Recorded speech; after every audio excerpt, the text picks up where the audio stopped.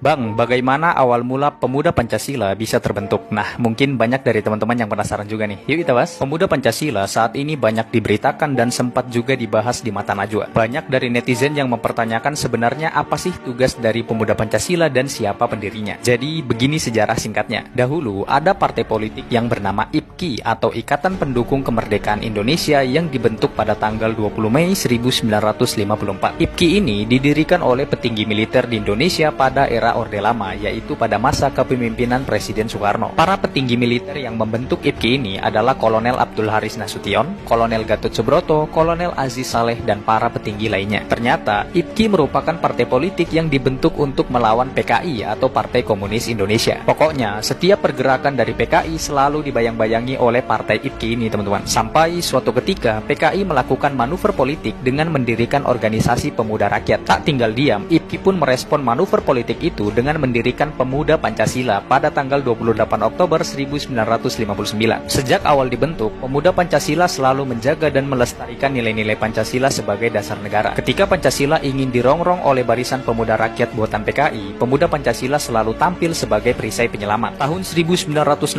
PKI pun menyusup ke dalam sendi masyarakat dan melakukan serangan G30 SPKI. Setelah peristiwa itu, Pemuda Pancasila pun murka dan akhirnya terjadilah duel fisik antara Pemuda Pancasila dan PKI yang tidak dapat dihindari nih, teman-teman. Pemuda Pancasila bersama Angkatan Bersenjata Republik Indonesia atau ABRI melakukan operasi pembantaian terhadap orang-orang yang dituduh komunis. Sejarawan mencatat kurang lebih sekitar 500 juta atau 500.000 orang yang diduga PKI tewas terbantai. Kemudian tahun demi tahun terlewati, bahkan Pemuda Pancasila ini berhasil melewati 3 sistem pemerintahan, yaitu Orde Lama, Orde Baru, sampai Orde Reformasi. Karena dahulu Pemuda Pancasila dijadikan tangan panjang untuk merambah dunia politik, maka saat ini kondisinya sudah berbeda. Dalam Musyawarah Besar ke-7 tahun 2001 yang berlokasi di Wisma Kinasi Bogor, diputuskan bahwa Pemuda Pancasila tidak lagi berbentuk OKP atau Organisasi Kemasyarakatan dan Pemuda. Namun, Pemuda Pancasila berubah menjadi ormas yang bebas dari segala bentuk permainan politik praktis. Arah kegiatan organisasi ini lebih dititik beratkan pada sektor kegiatan sosial kemasyarakatan yang secara langsung menyentuh kepentingan masyarakat hingga ke tingkat basis atau kelurahan. Pemuda Pancasila juga memiliki semboyan, yaitu sekali layar terkembang, surut kita berpantang, yaitu pada intinya Pemuda Pancasila siap menghadapi perubahan zaman. Oh iya, Pemuda Pancasila juga mendapatkan dukungan dari para elit politik nasional loh. Ketua MPR Bambang Susatyo bahkan sampai Presiden Joko Widodo dan Wakil Presiden Ma'ruf Amin juga tercatat sebagai anggota kehormatan Pemuda Pancasila. Itulah tadi penjelasan singkat mengenai sejarah Pemuda Pancasila dan juga tugas umumnya di masyarakat. Ternyata Pemuda Pancasila memiliki sejarah yang cukup panjang.